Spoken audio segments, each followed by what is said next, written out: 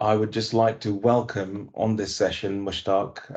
Mushtaq has kindly agreed to spend time with us this morning to talk through, what makes a good CV, talk through some interview techniques, questions, and obviously what's most important for yourselves in terms of any questions you may have for him as an expert in this area.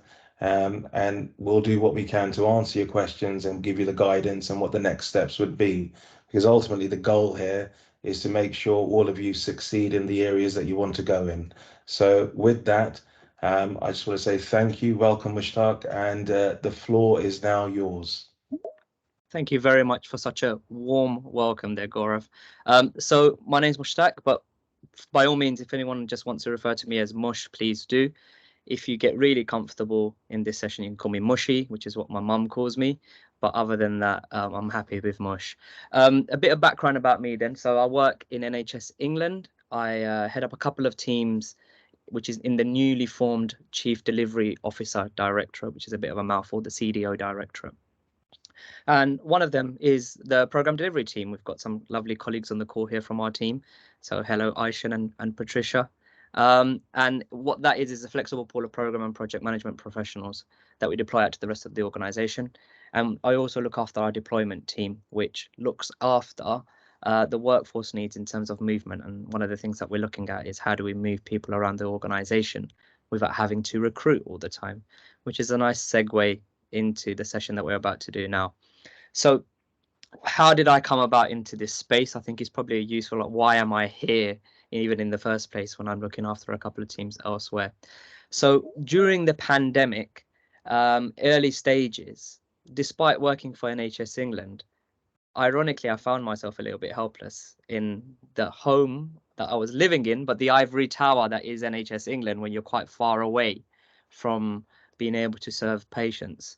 So I randomly started to message people on LinkedIn when I could see that they were struggling with maybe getting a job, or they've just lost their job, or they've got their open to work banner on, and started offering some advice around stuff around career development, because that's one of the things that's naturally come easy to me in some ways. And I thought that's my way of paying it forward. And it got to a stage where, unfortunately, because we don't want demand around this, but fortunately, in terms of there was actually people willing to have help, it got a bit unscalable for me to do that on my own. So we've got people like Suki on the call, Sukhvinder, who was on the call at the beginning. You just saw her face. Just turn her camera off. Here's Suki. And some other colleagues and friends that I know of to kind of support us with this mission, which we've called Worker Buddy, which is something that I do in my free time outside of work to try and help people. So I'm talking to you through the guise of Worker Buddy today, but my NHS experience will be highly relevant, I think, given the fact that I've kind of been through the cycles of application process for NHS roles over the last 4 years ago when I joined in 2018. So that's a bit of an intro about me. Suki, do you want to just say a very quick hello? Hi everyone, my name's Suki. I started helping Mush with Worker Buddy because he told me about it. I think it was it sometime last year, where he was talking about it, and I have a learning and development background and I'm a trainer at heart. So it was something I was really into trying to help people do, to help with their CVs. I currently work on recruitment within NHS England and work under our OD director. So I thought I could try and help with my expertise and my experience that I've had. But hi, exciting session. Cheers, Suki. So if you've got any questions, please feel free to drop it into the chat. If I can't get to it, Suki's around and she'll answer them as and when we go through this session. So I'm just going to load up my slides now and get this session started. Okay.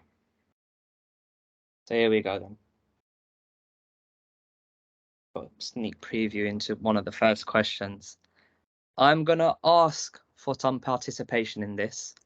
And Suki, if you could read out anything that comes into the chat, because I don't think I can see it given the current format of this slide form. I'll have a look. Oh, there you go. I can. Let me load it up. So the first question that I'm going to open with, if colleagues on the call, including Gaurav and Aishan and Pat and anyone else in behind the scenes, what do people think is the purpose of a CV? If you could just drop that into the chat. And what you'll notice through this slide deck is a series of extremely cheesy, curiously posed people as a theme. That's the theme I went for. Cheesy pictures. Just look at the curiosity on his face. He's absolutely intrigued by this question. Aishan, I can see you type in. To get a job. To get a job. And then we've got A. Morrison saying, sell yourself as the best person for the job.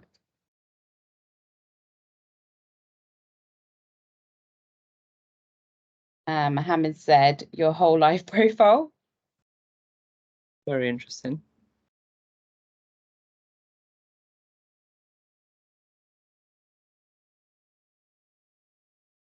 Eva said, first impression and initial experience. Patricia has said, to document your experience, skills, etc. to get a job.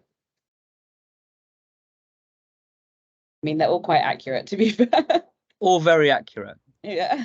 And I want you to kind of have these thoughts in your mind as we're going through this slide deck and this presentation, because they're all very relevant. Some of them, in my opinion, are more relevant than some of the others that have been mentioned. All right. I'm not going to give the answer away straight away. We're going to continue with this theme of you guys interact with me. Who is able to identify this bearded individual?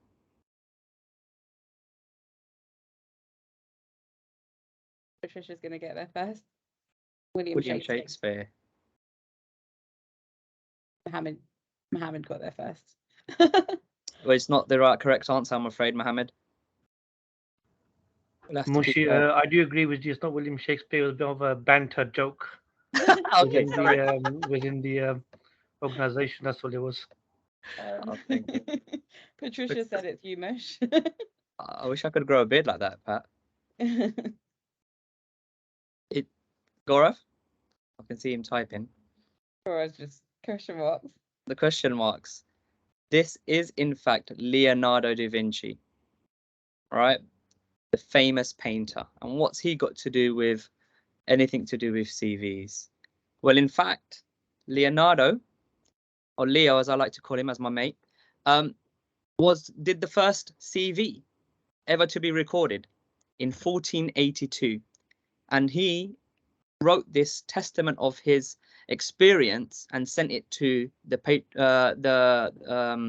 Baron of Milan to get some patronage and to assist with some warfare that was going on in the time.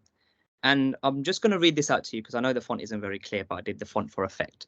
So I have kinds of mortars, most convenient and easy to carry, and with these I can fling small stones almost resembling a storm, and with the smoke of these cause great terror to the enemy, to his great detriment and confusion. I will make covered chariots safe and unattackable, which entering among the enemy with the artillery, there is no body of men so great that they would break them.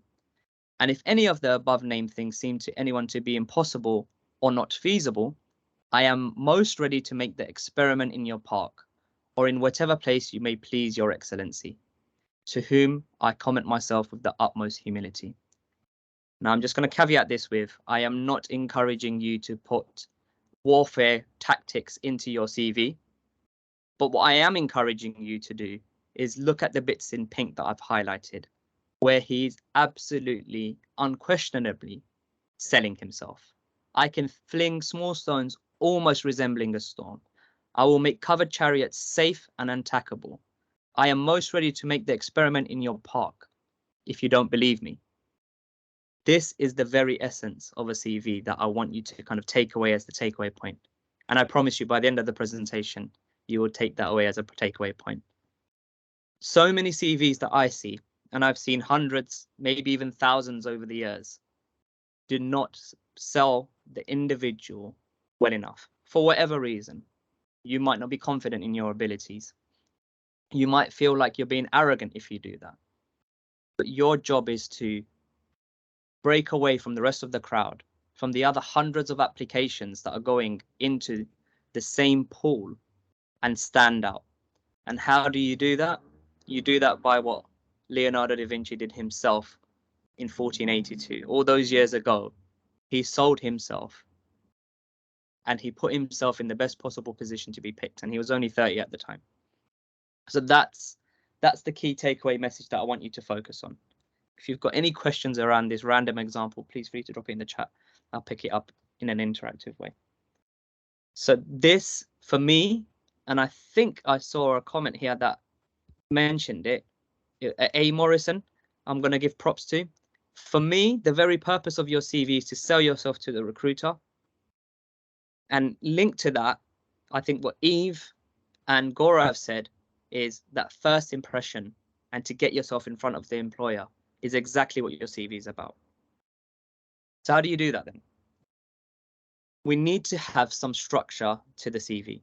We need to be able to have it in a way that a recruiter or a hiring manager can easily understand and at a glance see some familiarity in terms of the content that's being provided.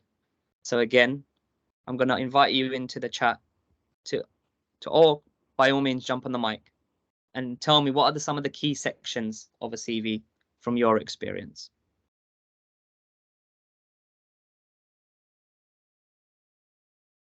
So it's Aishan speaking here. I think would be work experience.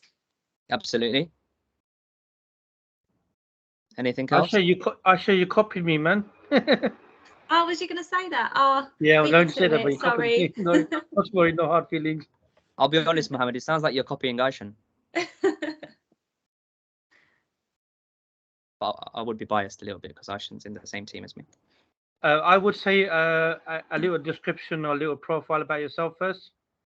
Absolutely. So profile about yourself. And then followed by maybe some bullet points regarding your past experience, as well as what you are probably doing, or you know, some sort of skill sets as well. Thank you, Mohammed.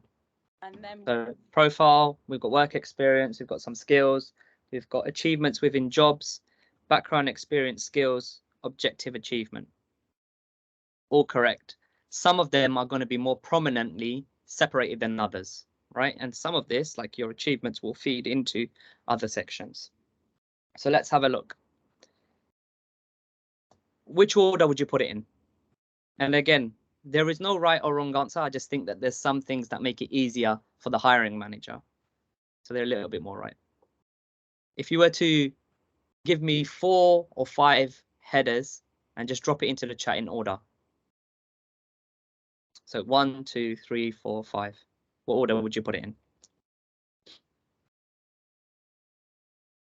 Name.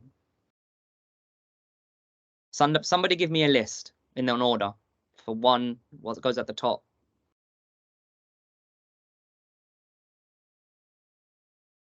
Please appreciate whilst you're waiting this curiously looking individual who's actually scratching her head at the question.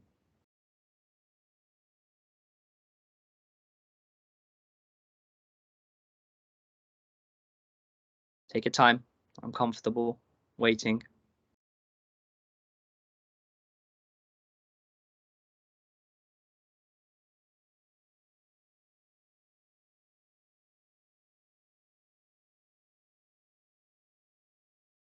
All right, so we've got a few different options here. Profile, key achievements, employment, education from Gaurav. Eve said personal details, your most recent jobs, qualifications, and then your profile. At the end, contact details and profile from A. Morrison. Shaheen's gone with profile, objective experience, educations, references. Let's have a look at what I think is the order.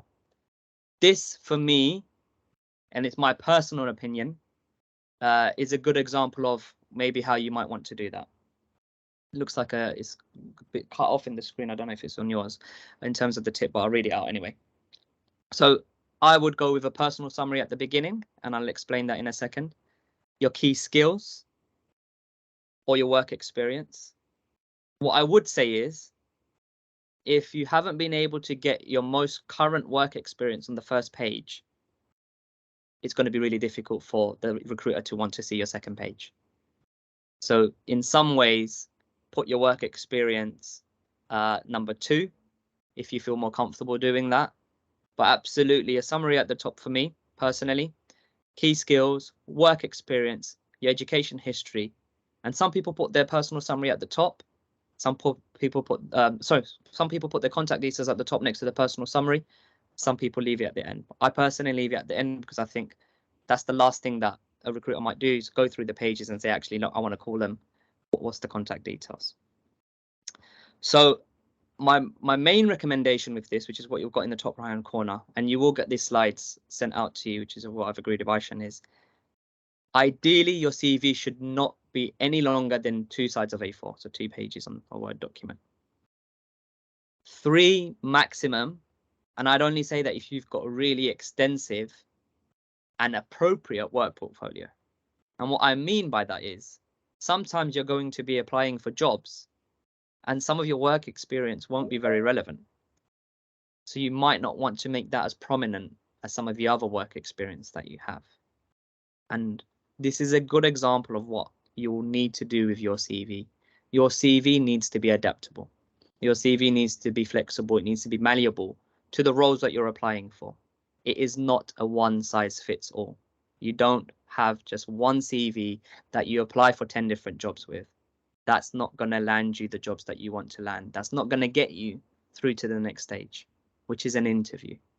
And we mentioned that at the beginning. What's the purpose of a CV? It's to sell yourself, and it's a first impression to get you to the next stage, which is an interview. You want to be able to maximize that as much as you can. And what we'll do now over the next 20, 30 minutes or so is go through each of these sections.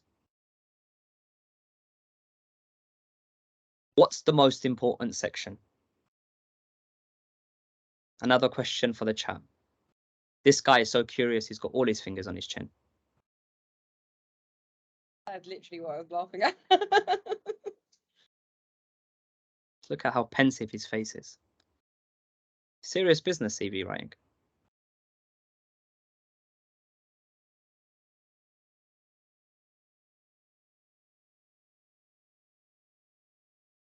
So we've got work experience or skills, work experience, skills and experience, a real theme here. Mohammed agrees with Aisha. Mohammed, you've been agreeing with Aisha a lot in this session, haven't you? Just making it clear it's that way around. Just wait for Eve to finish typing.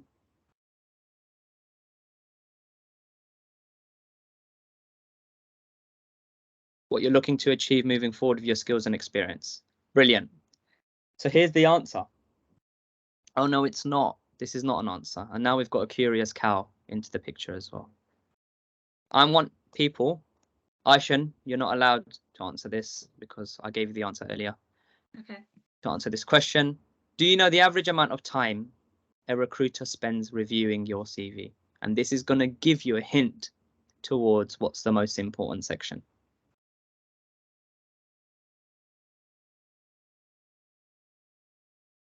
Mohammed's gone straight in, first 10 seconds. 30 seconds from Gaurav. Any other guesses? Higher, lower than Gaurav? What were you thinking? Pat? A. Morrison's gone with a minute. Less than a minute from Shaheen. Eve, 30 seconds. Mohammed, well done. You got that right without copying Aishan. It is, in fact, you are the closest, between 6 to 7 seconds. The average recruiter, and there's research to back this up from a study that was carried out, only looks at a CV for 6 to 7 seconds. That's it. They'll look at it, they'll scan it, and they'll pass it on. Mohammed? Yeah, Mush, I was told basically recruiters, what they do is, let's just say you've got 100 CVs to look at. They'll look at every single CV and put it into no pile and the yes pile. And basically they go about 7 seconds, 10 seconds to look into it. They throw away the no pile. And then obviously with the yes pile, if there's like 30 applicants over, then they look into a bit more detail. That's what I was told. Is that correct? Sounds about right. Okay. That's certainly maybe with a bit more seconds than the average, but that's certainly when I'm shortlisting, I'd have a no pile and a yes pile, and I'll even have a maybe pile. And I'll go through the maybe pile, and depending on how many we want to interview and whether they meet the criteria or not. But you have a set criteria as a hiring manager that you want to assess the application against. And usually that's not just with CV, it's with a supporting statement as well. There is a document that we've created about application process, which we can send to you afterwards, that goes into a bit more detail. We cover some of those topics later on in this slide deck. So you're absolutely right, Mohammed. And in fact, nowadays with technology, a lot of CVs are being cut out before it's even reached a hiring manager through the use of what they call an automatic tracking system. I think is what is. I know it's ATS, but I think it's the automatic tracking system, where it filters out your CV based on set criteria that they've set up within that system. And if it doesn't meet a certain format, it gets automatically shelved. So that's happening instantaneously through the use of software. So the answer to the question, what's the most important section, is whatever you've got at the top. And in my opinion, you should have a personal summary, because that's the first thing that the hiring manager is going to read. So if you've spent lots of time, and this is why I put the contact details at the bottom and not the top, because I want to get straight into the meat of the CV. If you've spent lots of time with lots of fluff at the top, chances are that you haven't made a strong impact and you haven't sold yourself in the way that you need to. This cat's appeared, and curiosity kills the cat, so he needs to be careful, or she needs to be careful. But I want you to think about how you write an amazing personal summary. If that's what most people, and there seem to be some consensus that goes at the top of a CV, what do you include within that? What's the format? Mush, quick question. Go for it. You know, you said to put your personal details right in the bottom, yeah? What about if you put your personal details in the header side? So it's like on the top of the margin, and then start with your personal summary. Because obviously, you know, I realize with people that when they put their personal details in, you know, they take good couple of lines or take a good paragraph with the name, address, license number, contact number, mobile number. So I put my one on the header under one line. So it's got my details, my email address, my mobile number, full license, clean. So it's right under one line. I'm just like in the background sort of thing on the header itself, with a low margin profile. I'm with you. So it doesn't then take. I'll start with a personal summary. Yeah, I mean, I think that's fine as long as it doesn't take up too much space. And no, it takes minimum space. That's why I put it right on top, yeah, rather than the bottom. Exactly. More importantly, rather than space, it's reading time. If we go back to the 6 to 7 seconds, is even if some people don't take up a lot of space, but what I've seen them do is they start cramming it in like size 2 font with lots of different information, and you know, everything's crammed in because they want to put it in 2 pages. In that case, I'd much rather you have 3 pages. That's easier for me to read as a hiring manager, rather than me trying to, you know, I'll get myself a hernia trying to read your CV because I'm squinting so much, right? So it's more about making it easier for the hiring manager to read. And also, what's the most relevant stuff? Like, is your mobile number going to help you stand out from the next candidate? Or is an amazing personal summary going to do that? And that's the question that you need to answer yourself. You'll notice here that whilst I give you some examples, I'd rather you think about these things when you're crafting your CV so that you understand it. So what I want you to think about when it comes to this first impression is, what is going to sell myself in the best possible light within those first few seconds? And that's why I literally just have my name so that they can distinguish, and I go straight into my personal summary. And on that point, when it comes to the personal summary, the thing I see time and time again is the same. Like, it seems like 90% of the world's population have the same personality, because everyone talks about the same stuff. I'm an adaptable team player with great communication skills, and you know, the more generic stuff that you can think of all goes into this personal summary. And what I want you to think about is, how do you stand out from the crowd? Because again, if you're putting this at the top, which is what most people do, how do you distinguish yourself from the rest of the people that are applying for the same job as you? All right, so this is my formula for this, which I'll be honest, I nicked from a book. I read it, I liked it, I took it, I adapted it, which is what life is, I think. About that's where innovation comes from, right? And if you're interested, the book's called Career Stories. I've forgotten who the author is, but I really liked how the author had presented this within the context of the book. So just to reiterate, more likely than not, this is the first thing that the reader will read. So you absolutely 100% need to start with a bang. And here's a way to just split this into what you in a format that is kind of replicable, but still maintains your identity, particularly on points 2 and 3.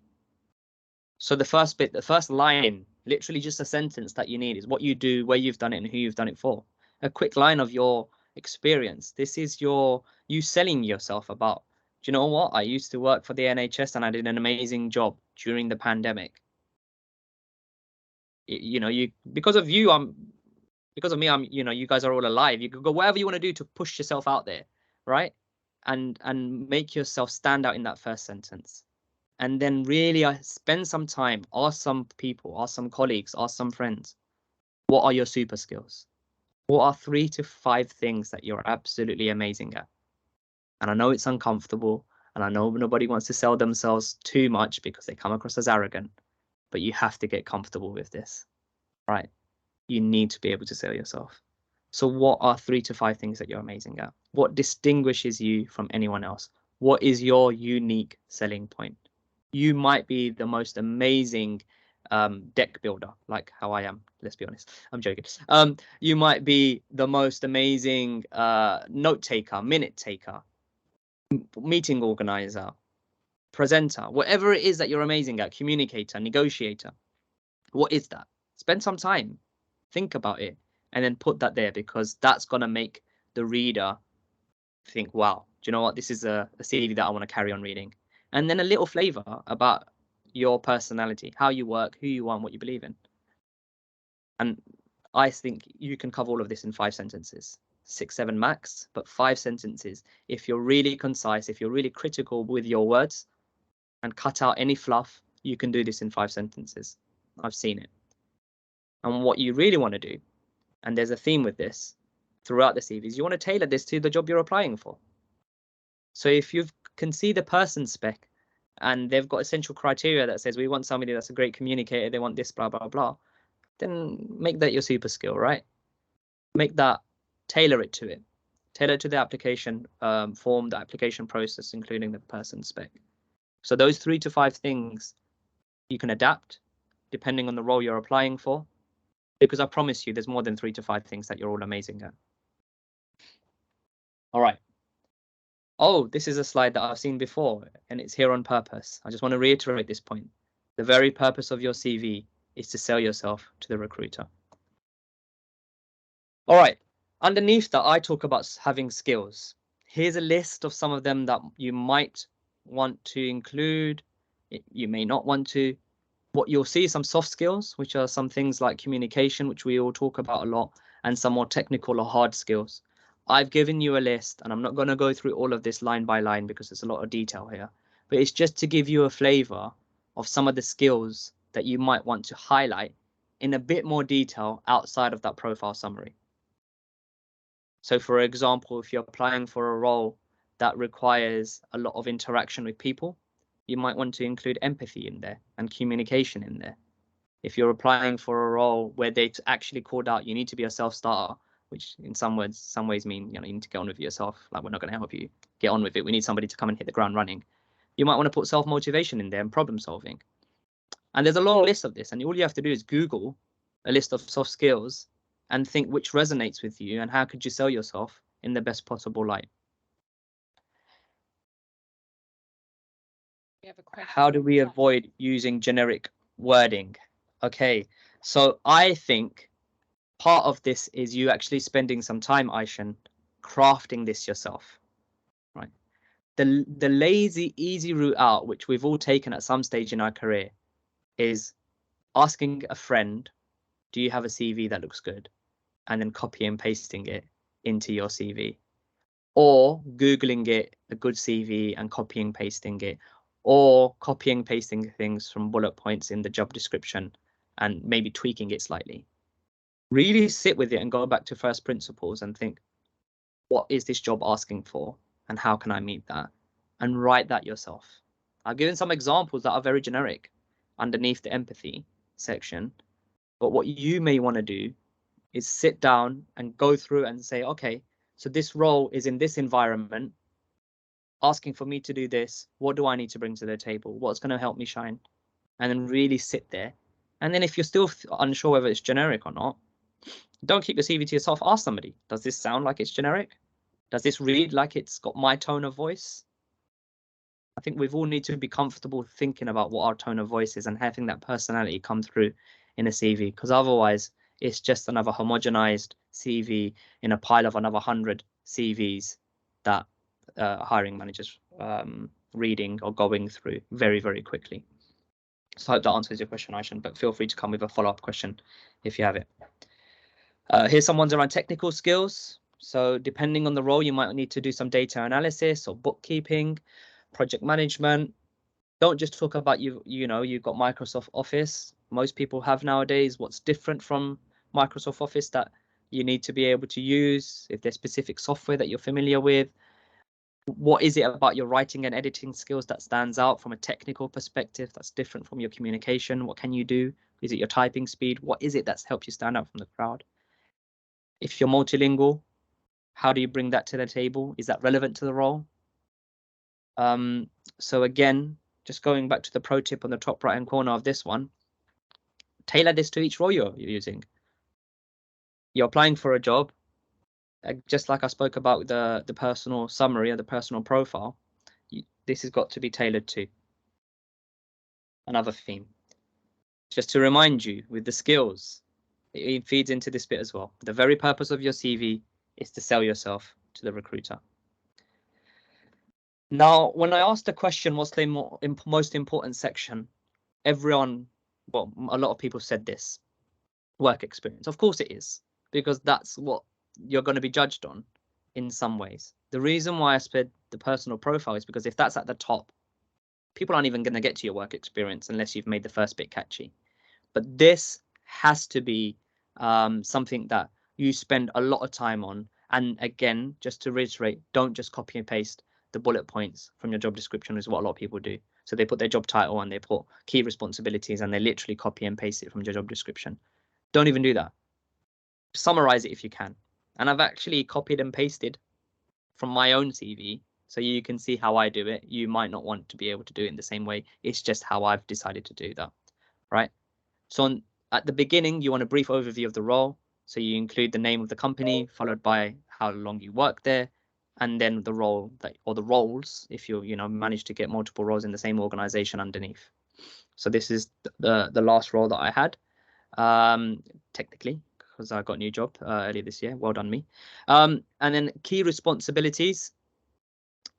Again, I've said this before, but don't be lazy and copy from the job description. Rather craft your own summary and summarize what your role is. You've done the role. You should be able to know what it is, and you should be able to summarize it in 3 bullet points max, right? So here's one of my bullet points. So I had overall responsibility for the organizer's approach to agile deployment, workforce resourcing, and priority program support even. If I'm applying for a different role, that's nothing to do with maybe workforce resourcing, I might talk about something different as my, because I've got lots of elements to my role. And then I'm just going to reiterate, not just your achievements, but your amazing achievements. Sit down, go through your work experience in your head, think about what are all the things that I did that was amazing. You might collect some of this stuff from your annual appraisal, your PDR, your monthly one-to-ones with your line manager. You might be noting some of this stuff yourself. It might be good feedback that you've got from colleagues or from customers or from clients or from patients, whoever it is. Think about that, collect that all, and start thinking about 3 to 5 achievements that relates to the role that you're applying for again, right? So for me, I talked about how we as a team and how I led the team deployed 3,500 staff during the COVID response program, right? So our team, and this is one of the things that we set up, was a newly formed team again. So what I'm saying here is not only have I dealt with some stuff at scale, I've set up a new team and I've responded to urgent priorities in the form of COVID. Like I'm trying to sell myself in multiple ways with just that one achievement there. And again, it's just an example that I've included for yourselves. What is a bad example of this is not having any achievements at all. And that's what a lot of people do. They just literally list their key responsibilities. That's not what's going to help you distinguish yourself from the rest of the crowd. You want to be able to demonstrate in your work experience your particular achievements. Let's keep an eye on my time there. All right. Just a reminder, if you haven't got it already, the very purpose of your CV is to sell yourself to the recruiter. Your work experience section will absolutely have to do that. Education history. This is my personal opinion. Don't shoot me if you're an academic. I've been through the university process. I've been graduated myself. I very rarely look at somebody's education history for the roles that I'm applying for. There may be some roles where you need it. I know we put a lot of emphasis on that within NHS job descriptions, or we'll say equivalent experience, and a lot of people get caught up on that. I and a lot of hiring managers that I've spoken to would much rather see your work experience first and then your education history afterwards. That's my preference. So that's why I'll always put the work experience straight after either the skills section or straight after the profile summary right at the top. Because what you need to think about is, if I've just said I've got a first or a 2-1, yes, from a status perspective, you're doing well to sell yourself. But other than that, there's not much useful information in all of that text that you're including within your CV. Here's a little tip. If you haven't got an extensive work experience and you're reliant upon the stuff that you've done within your education, you may be early on in your career, include a line about some of the things that you studied, again, linking back to the role that you're applying for. So if this candidate who's got an MSc in computer science and studied that at UCL and got a first, yes, that's great. But if they included a line about maybe, you know, they're applying for a job in IT and they said, I studied process automation, including lean thinking, which I've applied in all the roles that I've held. Again, that just gives them some added information to supplement the stuff around their education history. And if you do that for maybe some of the modules that you studied, because you've got lots of white space that you're worried about, that might be a good way for you to distinguish yourself from the crowd again. Hope that makes sense. Again, as I said, I wanted this session to be interactive. Feel free to ask any questions. So this brings me to the end of the CV side of things. I'm just going to summarize this in terms of what I've covered off. So for me, 4 main sections. Up to you which order you want to put that in. I've given my preference: personal profile, key skills, work experience, and education history. Contact details is the bonus one that I put at the bottom, but you might include it with your name at the top. Keep it concise, only 2 sides, 3 maximum if you've got an extensive work history. Always start with your most recent experience first. So if your work experience, you put your current job first, or your last job that you had if you're unemployed, and then work your way backwards from that. Same with your education history. Don't start with your GCSEs. Start with the most highest form of education that you've achieved, if you have got that, and then work your way backwards. Achievements over responsibilities. This is a massive point that, you know, will really help you stand out from the crowd. Responsibilities show what you are expected to do. Achievements showcase all the things you did do. I was quite happy with that line when I wrote that yesterday. Research like a forensic scientist. Be really, really meticulous, and we'll go into some of this stuff around job interview prep, but the same applies for your CVs. Research, personalize your CV at every step, which I've gone through many a time in this presentation alone. Connect everything back to the role. My advice would be to create multiple CVs if you're applying for roles in different fields. So you might be applying for a comms role, you might be applying for an IT role. Have different CVs for each of those fields so that it personalizes it and you're not having to reinvent it each time. And then you've seen this message probably in this presentation, but sell yourself. That's the very reason why you have this CV. You have to be comfortable selling yourself. So I'm going to pause there just quickly and invite colleagues and my newly found friends onto the call, onto the chat, if you have any questions about the CV before I go through some very quick tips around an interview prep.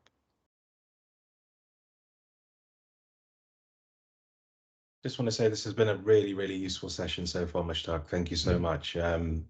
I think there's a lot of value to be gained from what you're already discussing, and already looking forward to the next section. Thank you. Thanks a lot, Gaurav. Right, thanks everyone. I'll carry on with the rest of the session, mindful of time. All right. This isn't come out very clearly because I'll be honest, I thought about this as an afterthought. So this was from a separate deck, which is a lot clearer to read. So we'll send that separately, but I have included it just as a reference point for this presentation. So I'm just going to caveat that if you're not able to read it, because it's a little bit blurry compared to the rest of the slides. So preparation is the key for interview prep. I'm going to be honest, I'm pretty good at winging it. Like, I've gone through my whole life that I've winged it through formal education. I'm pretty sure I winged it when I was trying to get married and convince my wife to marry me. I've winged it for every promotion that I've applied.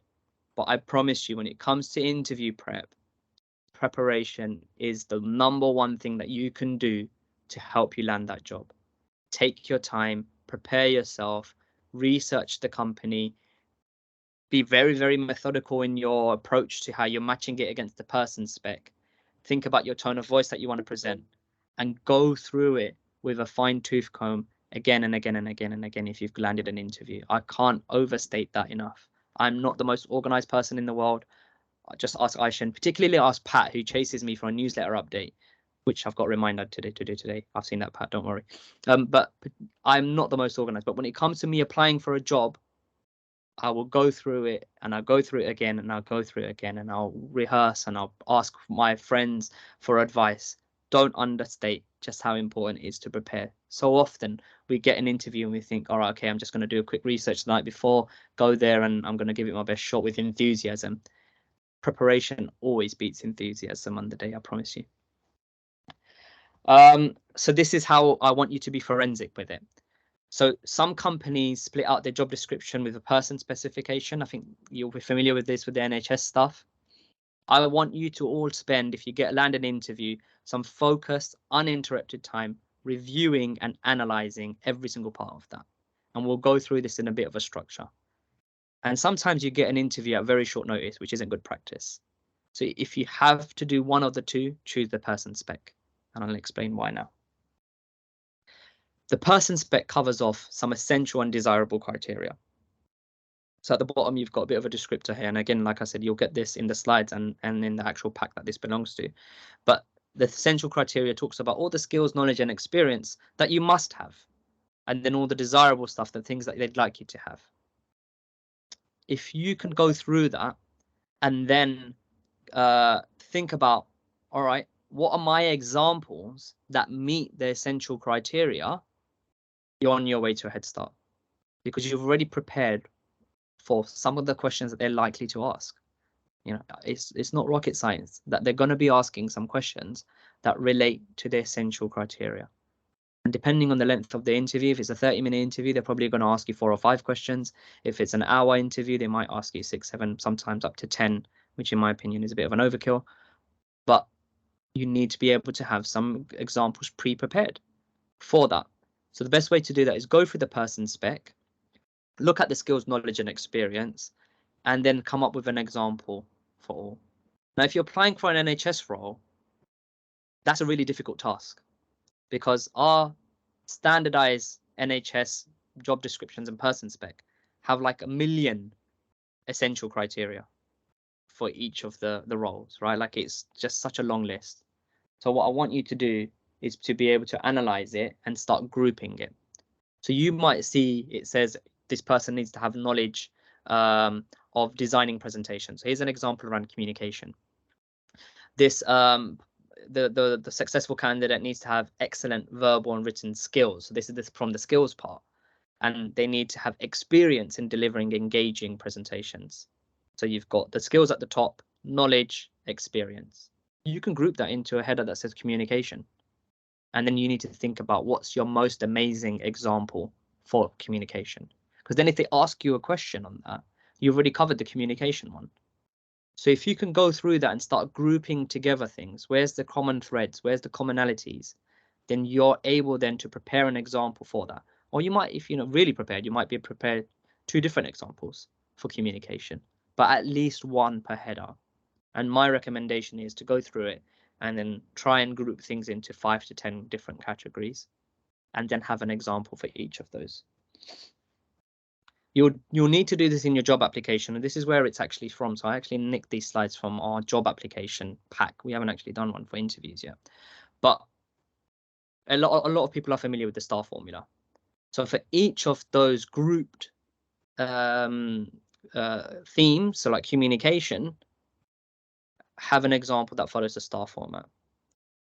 And what happens is, again, because we're not always comfortable going through and selling ourselves in an interview, we spend most of our time describing the situation and describing the task, and very little time talking about what we did, because we don't want to sell ourselves by saying, oh, and actually it was a really complex program and I did this and I did that and I did that and I'm amazing.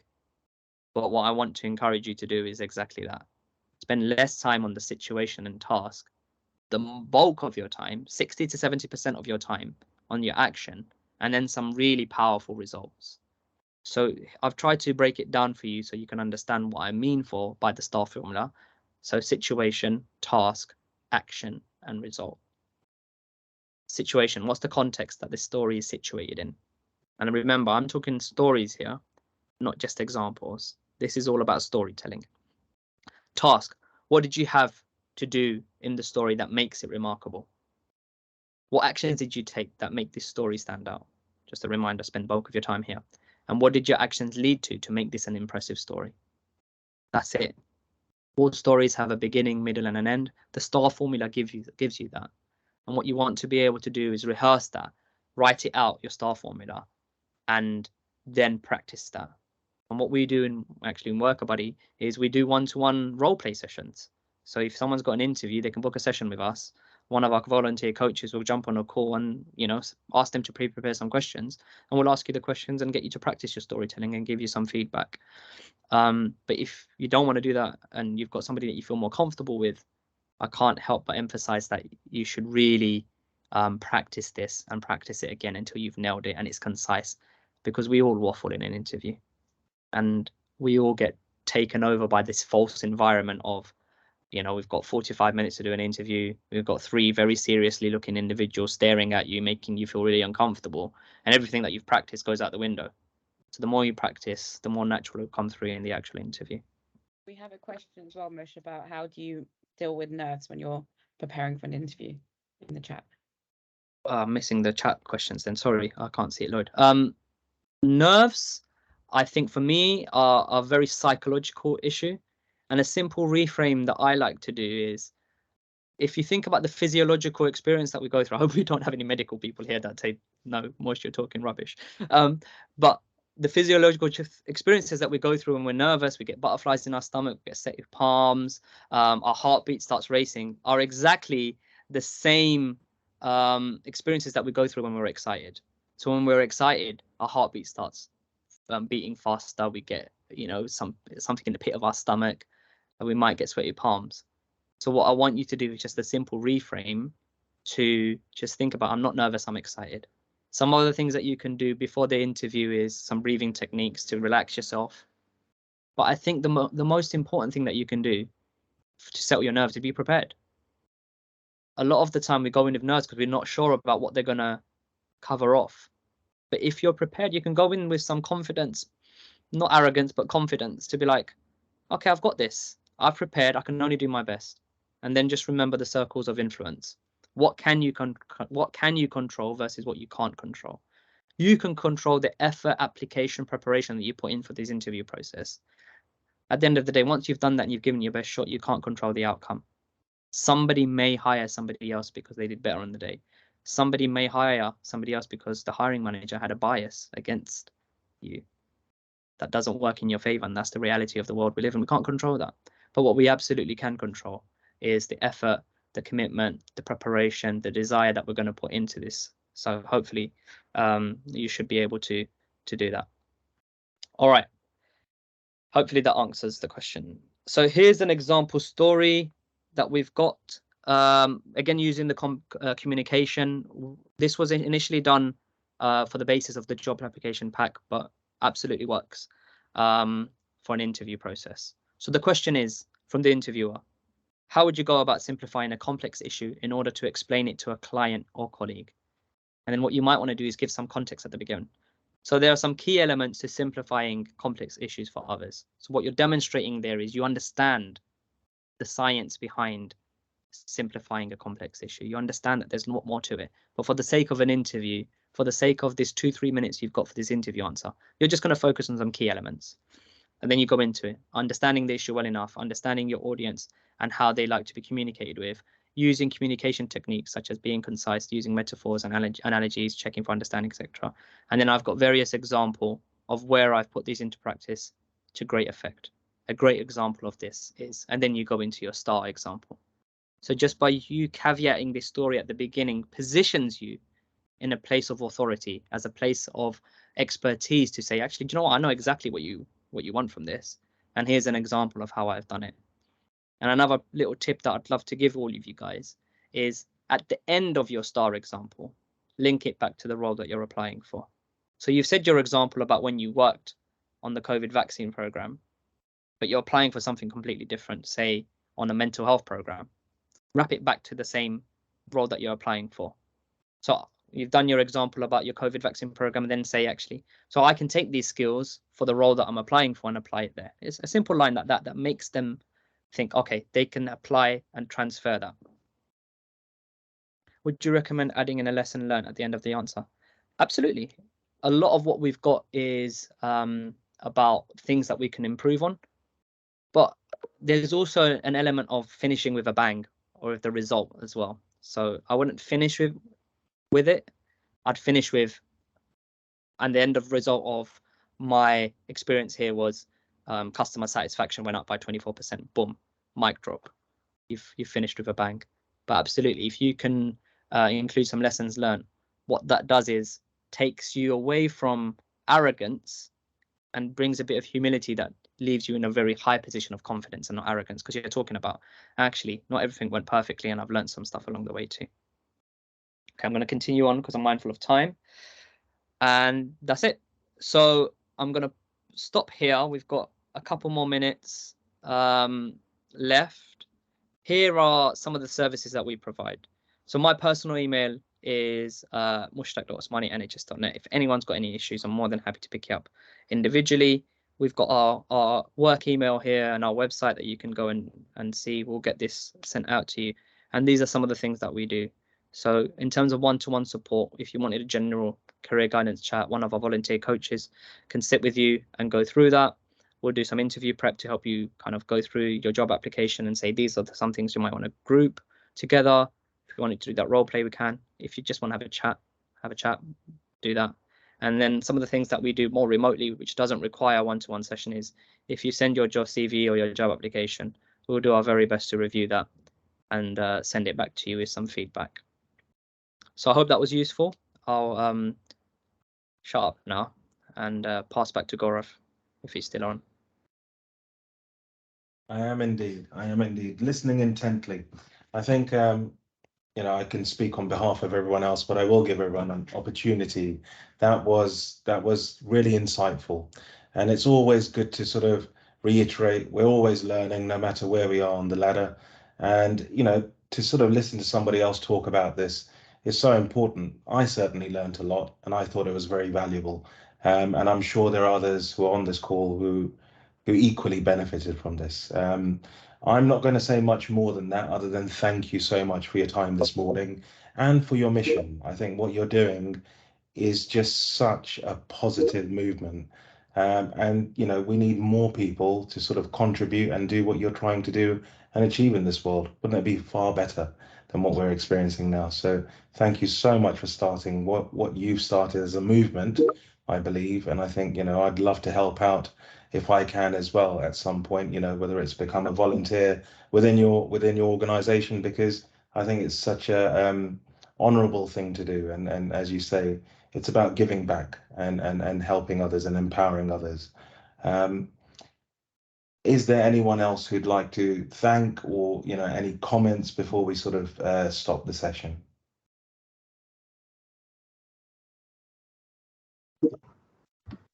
It's like you've blown everyone away. I think it was a great session today. I had a bit of input myself. Thanks for the whole team. Yes, I've also sent an email to Mushtaq as well. I was hoping that he can respond as well. Just need to ask him one question. Other than that, everyone done great work. That's all from me anyway. Thanks a lot, Mohammed. I'll certainly get to your email. Super.